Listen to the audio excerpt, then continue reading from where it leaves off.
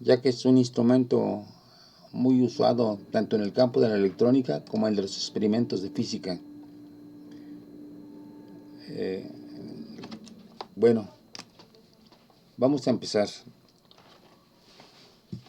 a analizar cómo funciona una bobina.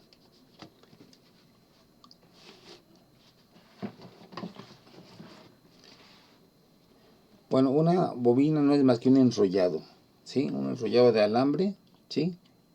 Que tiene la virtud de amplificar el campo magnético y de concentrarlo sobre todo dentro de su volumen. Bueno, entonces vamos a primero a hacer un esquema de lo que es una bobina. Se le conoce técnicamente como un solenoide.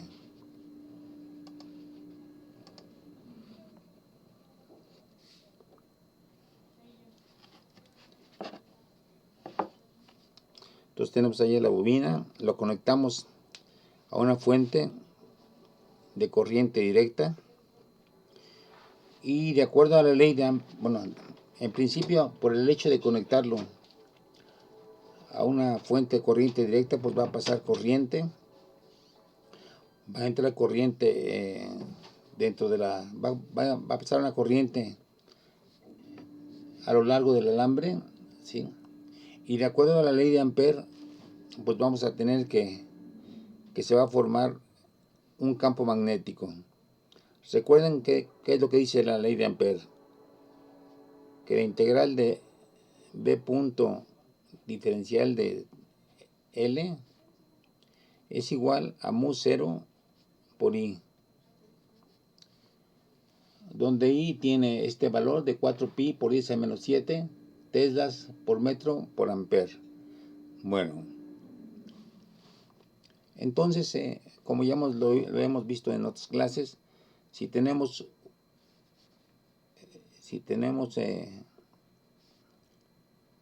un alambre y nos imaginamos una superficie cruzada por este alambre, si la corriente va en esta dirección, aplicando la regla de la mano derecha, pues entonces se va a crear un campo magnético en esta dirección. Eso ya lo hemos explicado en otras ocasiones. Entonces que alrededor del alambre se forma un campo magnético circular. Bueno, un detalle interesante a nivel histórico es que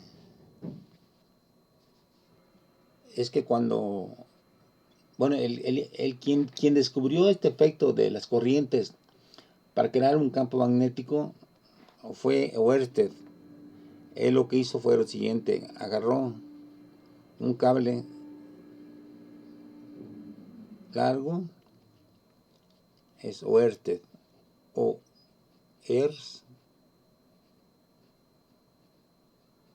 Oersted. Es un físico de Dinamarca, un físico danés. Bueno, entonces él lo que hacía era poner una brújula en esta dirección.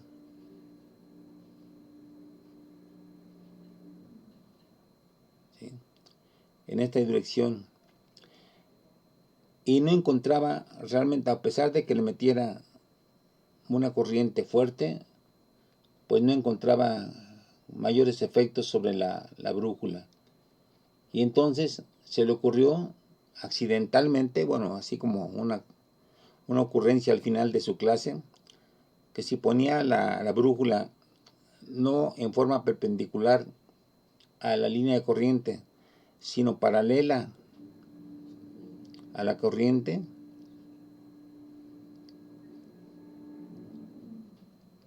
¿sí?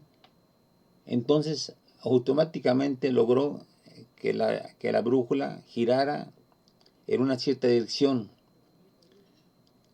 Ahora sí vio muy claramente un efecto de la corriente sobre la brújula. Y otra cuestión, si invertía la corriente, el giro de la brújula se hacía en sentido contrario.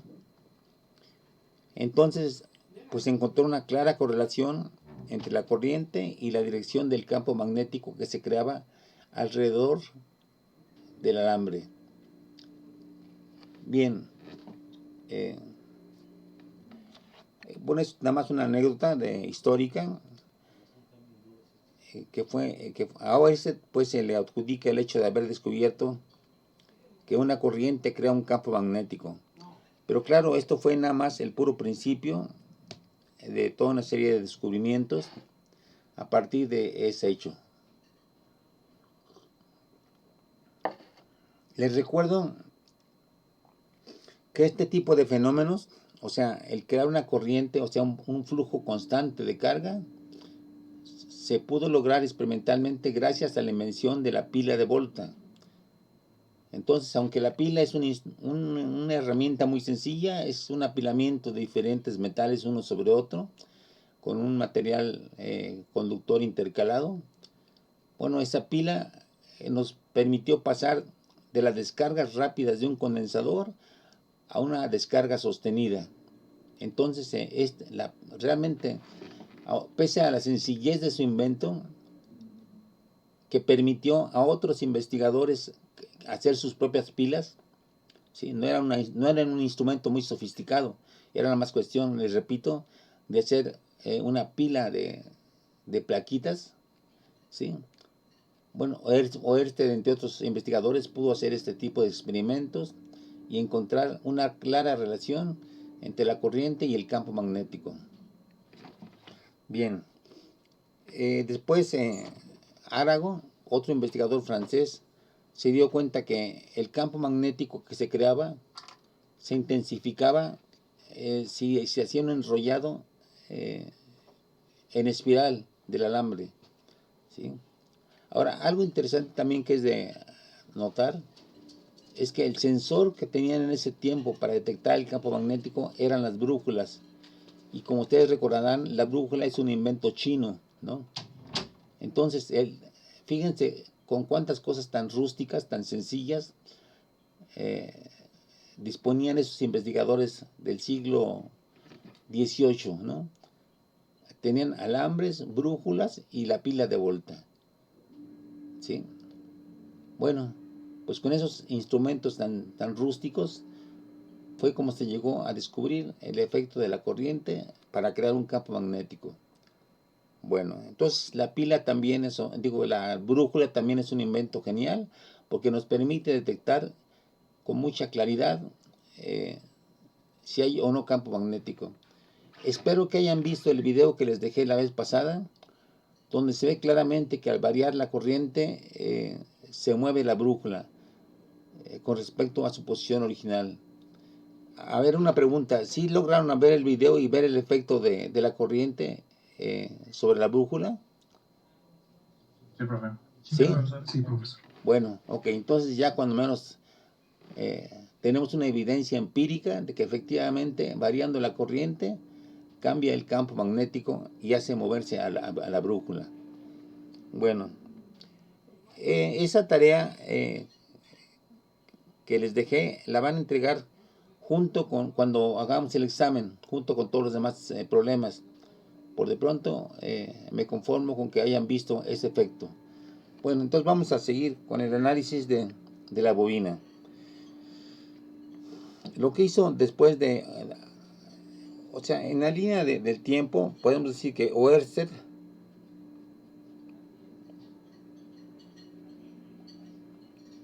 fue quien descubrió el efecto de la corriente sobre el campo magnético I sobre B. Y luego Arago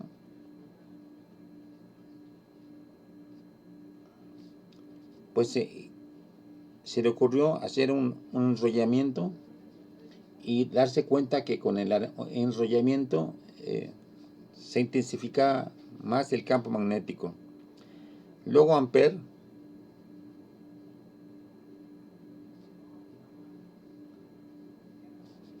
pues no solamente observó que la corriente creaba un campo magnético, sino que llegó a plantear claramente una relación matemática.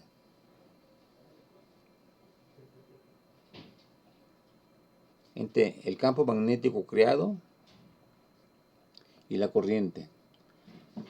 Bueno, Ampère también trabajó con bobinas, pero el mérito de Ampère, y es algo que a mí me sorprende, que con medios tan rústicos haya sido capaz de proponer una ley matemática.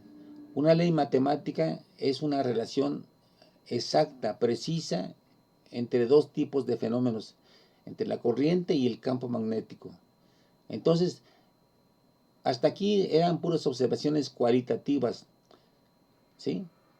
Pero el brinco de aquí para acá es que esas observaciones se vuelven cuantitativas, y la observación y el registro cuantitativo de los fenómenos es lo propio de la física.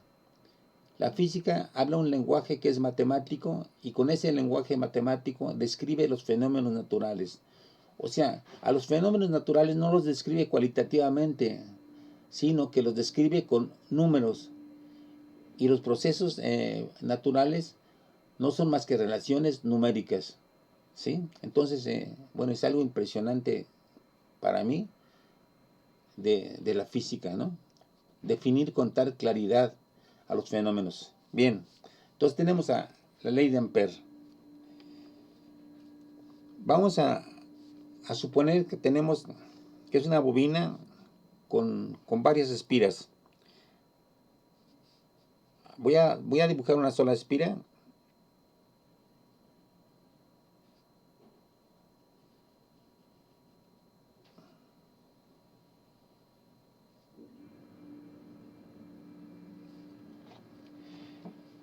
Y luego esa espira la voy a ver de frente.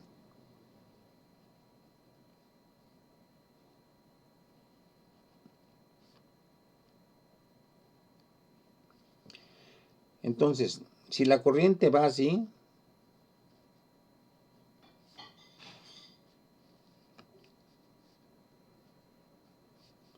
entonces cuando yo la veo desde esta perspectiva, la corriente está saliendo en este punto, en la parte más alta de la espira, ¿sí? Entonces aquí está saliendo, y en la parte baja pues se está metiendo. Nos olvidamos que aquí obviamente también hay corriente, podríamos señalarla con flechitas, pero me voy a fijar nada más en este punto y en este punto. Bueno, entonces a una bobina la puedo exhibir en forma bastante esquemática de esta manera.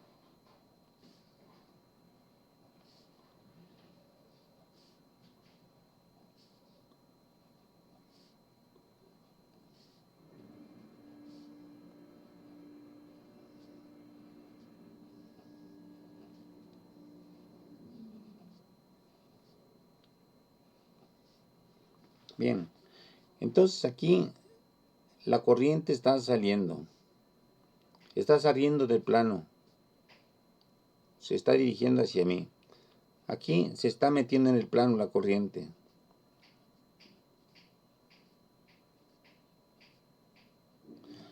Entonces, debido a la ley de Ampère, dentro de la espira, fíjense, aplicamos la regla de la mano derecha. Otra vez voy a dibujar una manita, aunque salga fea, pero que indique cómo funciona esto. Aquí tenemos, ¿sí?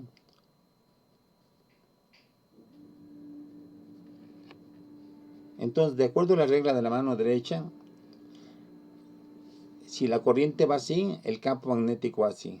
Por lo tanto, aquí, si la corriente va saliendo, se crea un campo magnético adentro que va en esta dirección, ¿sí? Ahora, eso es debido a esta corriente. Ahora, que me fijo en la corriente de abajo.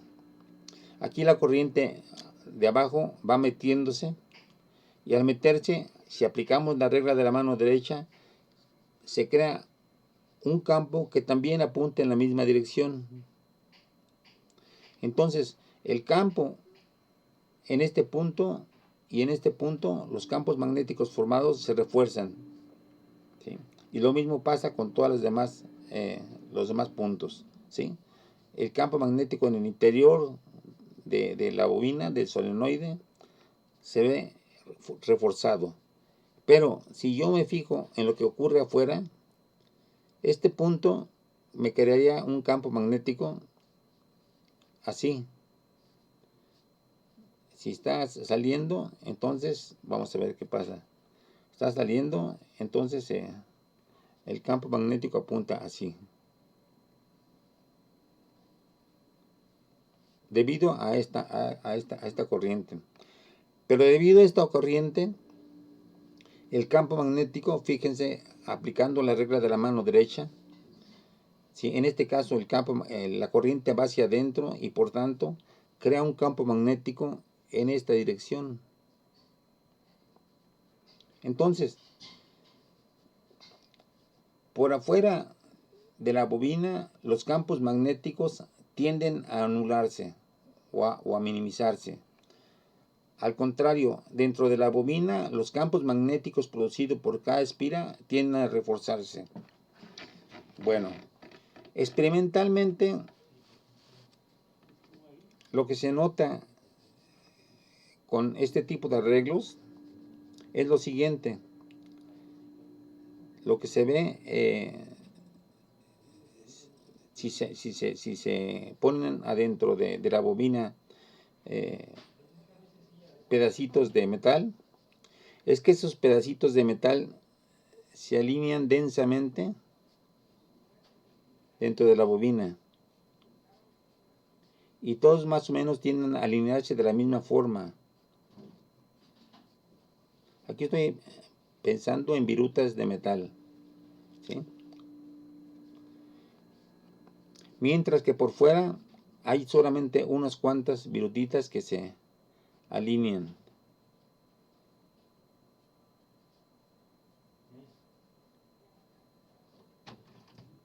¿Sí? Entonces, lo que se propone matemáticamente para poder trabajar con una bobina es que dentro de la bobina el campo es constante, ¿sí? Es una suposición que desde luego debe ser verificada experimentalmente y que dentro y que fuera de la bobina al campo lo podemos despreciar. Entonces, tendríamos que una bobina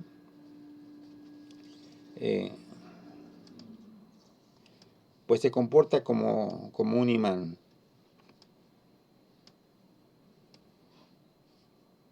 Aquí tendríamos a la bobina. El campo magnético, al igual que un imán, sale del norte, regresa al otro polo, sale del norte, regresa al otro polo,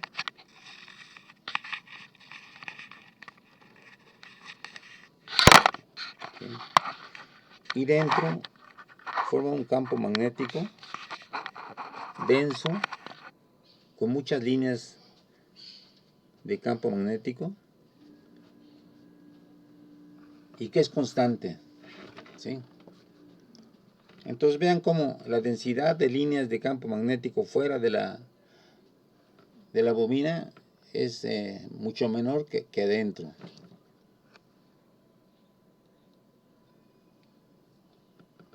Bueno, ok. Ahora vamos a proceder a su análisis matemático, ¿no? Aplicando la ley de Ampère.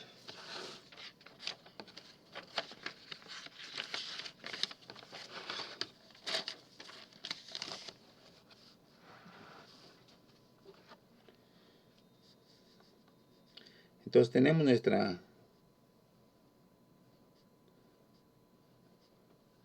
bobina vista así.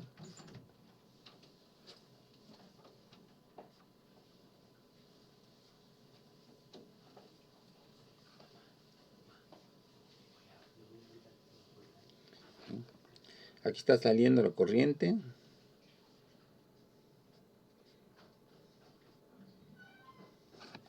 Aquí se está metiendo.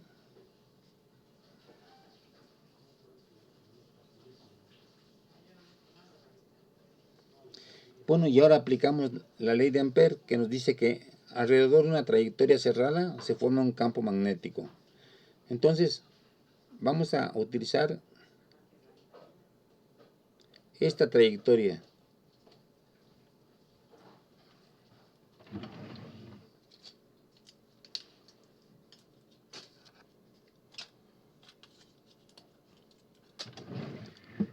Esta va a ser la trayectoria que aparece en la ley de Ampère.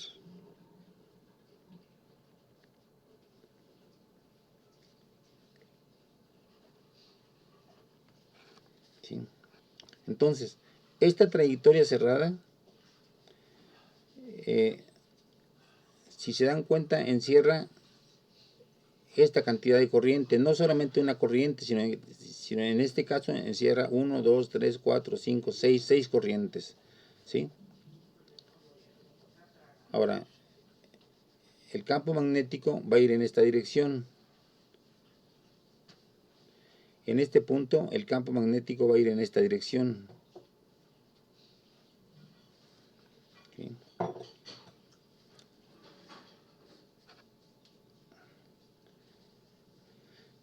Bueno, ahora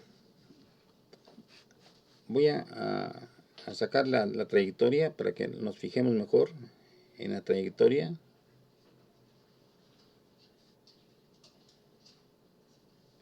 Aquí abajo, así van a ir las diferenciales de trayectoria.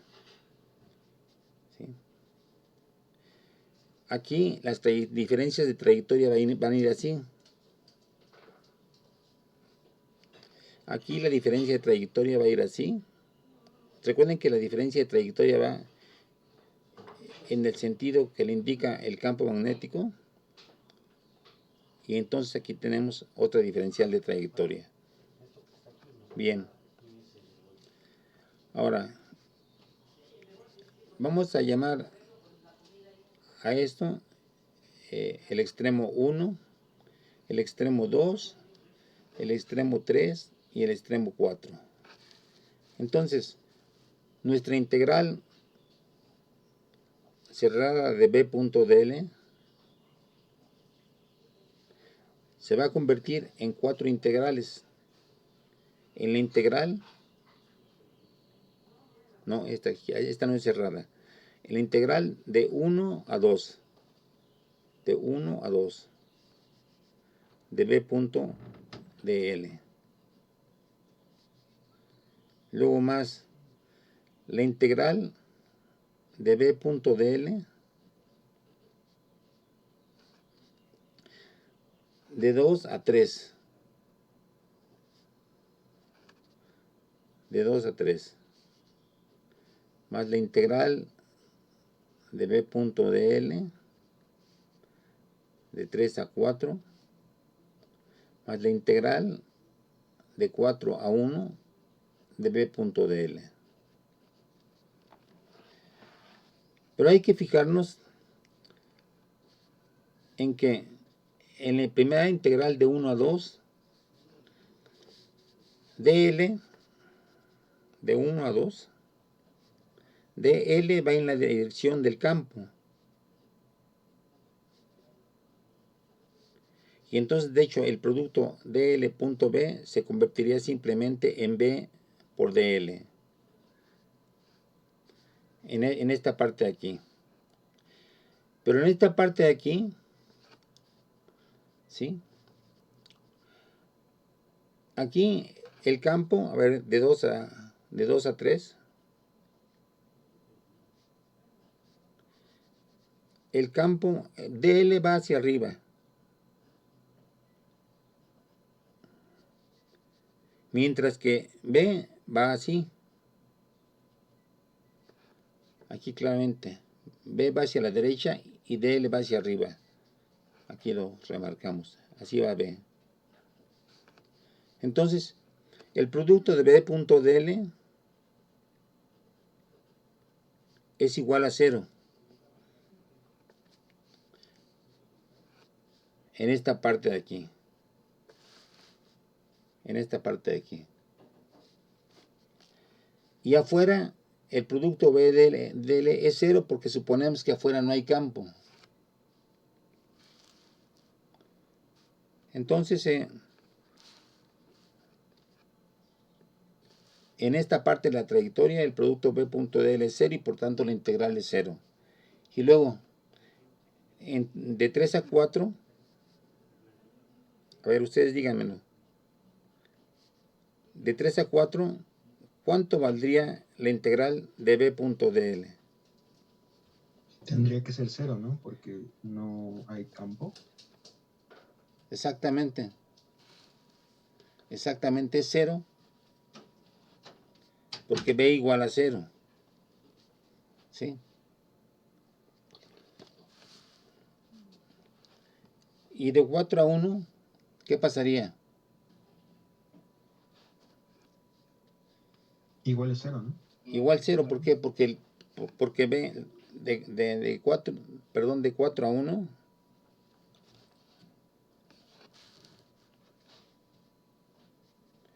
la integral de B.dl es 0, porque B es perpendicular. B es perpendicular a la trayectoria, ¿no? A L. ¿Sí? Entonces, en esta parte de aquí, de 4 a 1, la integral también es 0. Por lo tanto, nuestra integral cerrada de B.dl se reduce a B por L, donde L va a ser la longitud de la trayectoria. ¿De acuerdo? De acuerdo a esto. Esta es la única integral que va a tener sentido. La primera. Y no es más que B por L. Pero esto es igual, de acuerdo a la ley de Ampera, ¿qué es igual? A mu 0 por la intensidad de corriente. Exactamente. A mu 0 por I. Por lo tanto, tenemos que el campo B es igual a mu 0 por I entre L. Pero ojo, en este caso, I, ¿cuánto vale? A ver, esta es la trayectoria original. ¿Podemos poner que es solamente la I de una sola espira? ¿O es la I total? ¿Cuántas corrientes? Total, ¿no? La I total, o sea, en este caso, atrapa a N corrientes. Vamos a llamarlo así en general. Entonces, esto va a ser igual a mu 0 NI 0, donde I 0 es la corriente, la I de una sola espira,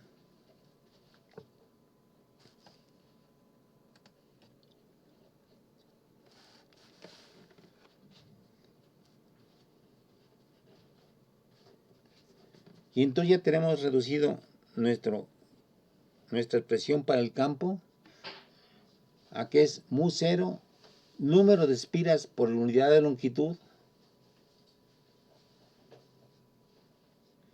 y por la I del circuito.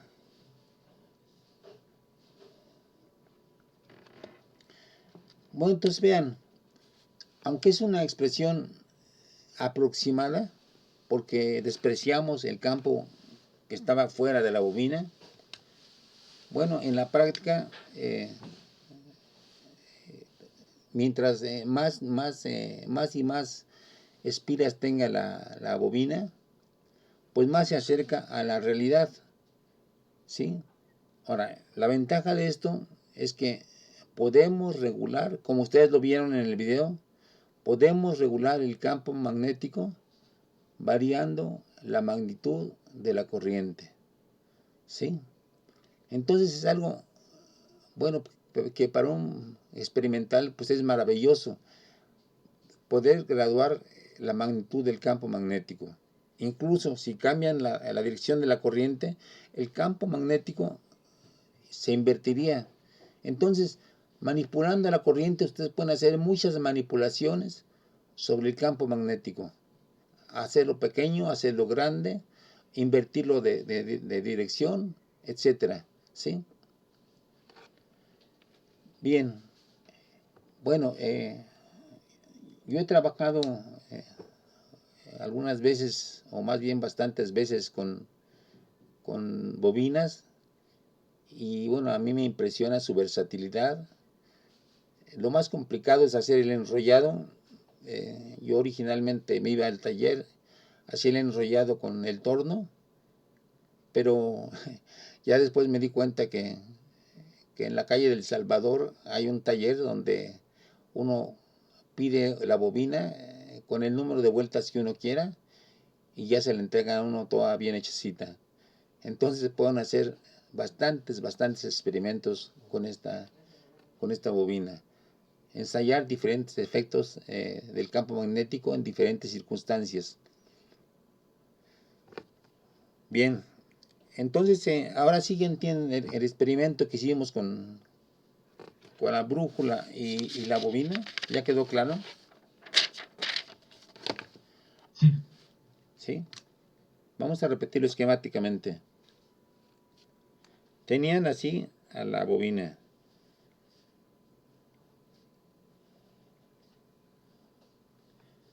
Pero para medir la corriente, sacaban un alambre,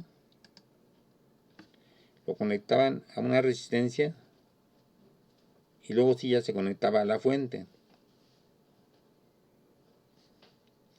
Y luego se va al otro extremo de la bobina y ya. ¿Sí? Entonces ustedes lo que hicieron, lo que vieron en ese video fue que la corriente en este punto pues seguía la ley de Ohm, B igual a RI, ¿sí? Y entonces automáticamente ustedes podían encontrar cuánto varía la corriente, que es B entre R, ¿sí? Bien, y también en el video hay un acercamiento al enrollado que es sumamente apretado.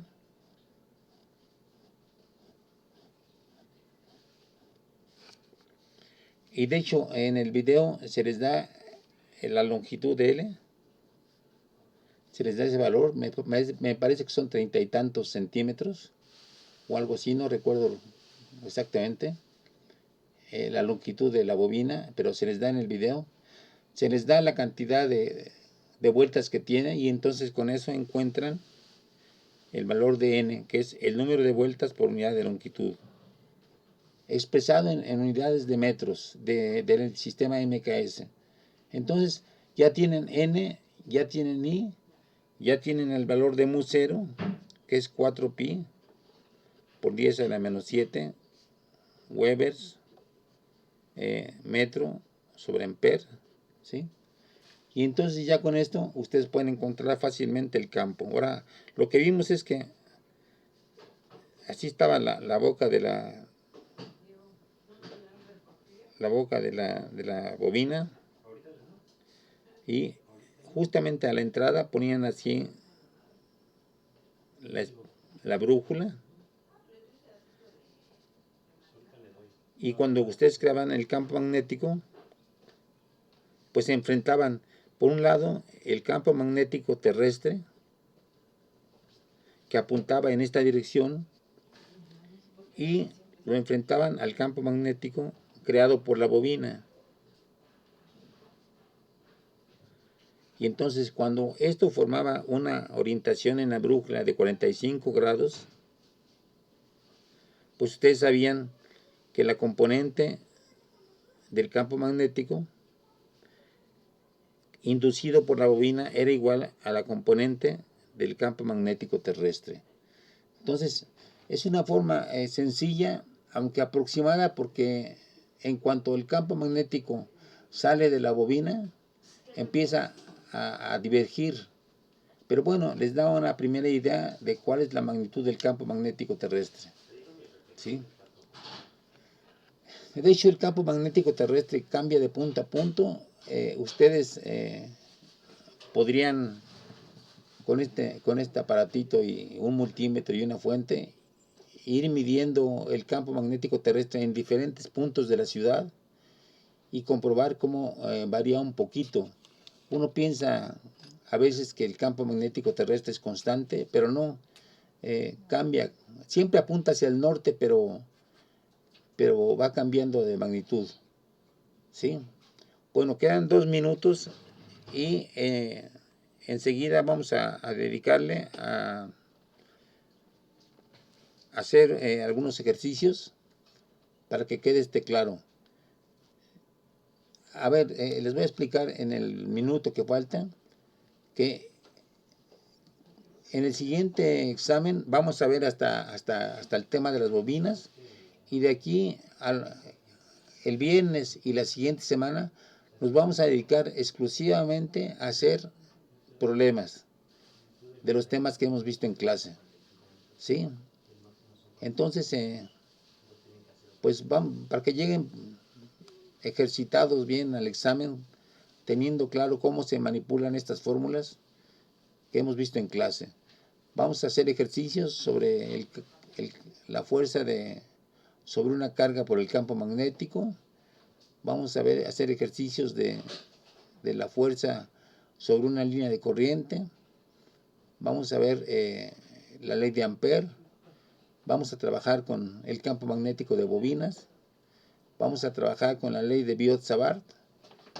Y entonces, pues, haciendo cuando menos 4 o 5 ejercicios por cada tema. Entonces, ya de aquí a otra semana no vamos a ver algún tema nuevo. Bueno, entonces nos vemos en los siguientes 5 minutos. ¿Alguna duda?